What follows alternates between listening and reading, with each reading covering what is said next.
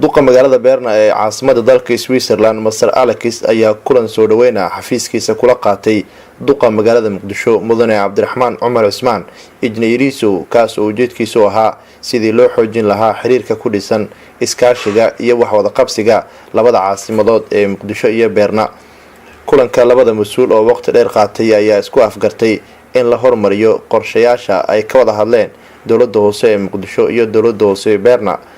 intaasi kadib ayaa gudoomiyaha gobolka Banaadir ahna duqa magaalada Muqdisho Mudane Cabdiraxmaan Cumar Cismaan Injineeriso waxa uu hadiyad ka turjumaysa hidaha iyo dhaqanka suuban ee Soomaalida gudoonsiyay duqa magaalada Berna Mr Alex oo ka mahadceliyay hadiyada iyo booqashada uu duqa magaalada ku imaaday magaalada Berna ee caasimada dalka Switzerland. Bürgermeister Osman von Mogadischu in Bern. Es ist ein großes Vergnügen für uns, dass Bürgermeister Osman einen Besuch macht in Bern. Wir haben uns viel ausgetauscht, wir haben verglichen unsere beiden Städte, wir haben über eine Zusammenarbeit der Städte gesprochen. Ich habe viel gelernt von Bürgermeister Osman über die Verhältnisse in Somalia, in Mogadischu. Er hat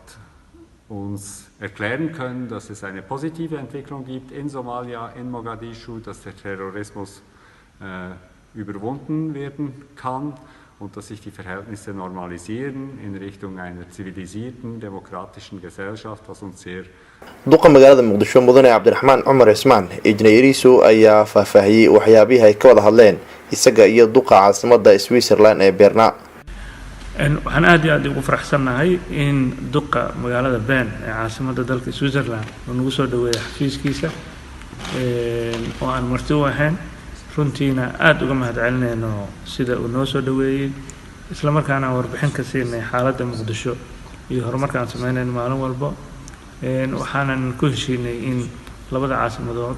ee dalalka Switzerland iyo Soomaaliya si la isugu soo wada shaqeyntoodii oo noqon lahayd mid maaragtay joogto ah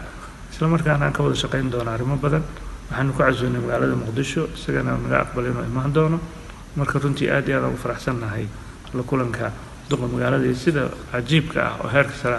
oo runtii noogu soo dhaweeyay magaalada dalkan Switzerland ee Bern oo mahadsantahay. Nuur Saciid Taliil warbaahinta qaranka Soomaaliyeed magaalada Muqdisho.